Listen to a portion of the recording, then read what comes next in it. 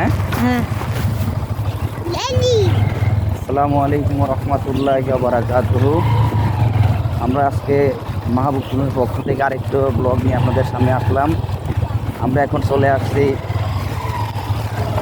পাবনা জেলার অন্তর্গত কুষ্টিয়া থানার অন্তর্গত ঐতিহ্যবাহী সেই শিলাইদা ঘাট।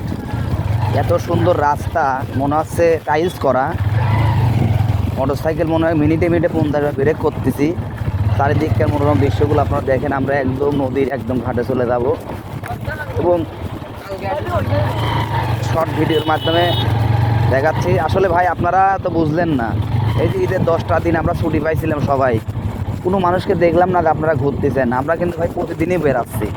কি জন্য ভাই, জীবনে হয়তো এরকম সুযোগ পাবো কি পাবো না, এরকম বেরানোর সুযোগ পাবো কি পাবো না জানি না। আমরা একদম গহীন অরণ্যে চলে যাব এখন, মানে একদম নদীর শেষ সীমানায় চলে যাব, দেখি যাওয়া যায় কি না।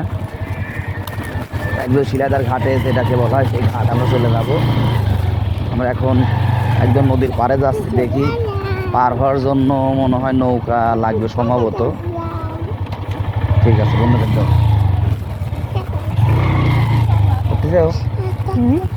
চলতেছে, চলো। দোকানপাট দেখেন, এখানে শিলাইদা ঘাটে দোকানপাট আছে। আমরা এখন নদী পার হওয়া যায় কিনা দেখি। বন্ধুদের দাও।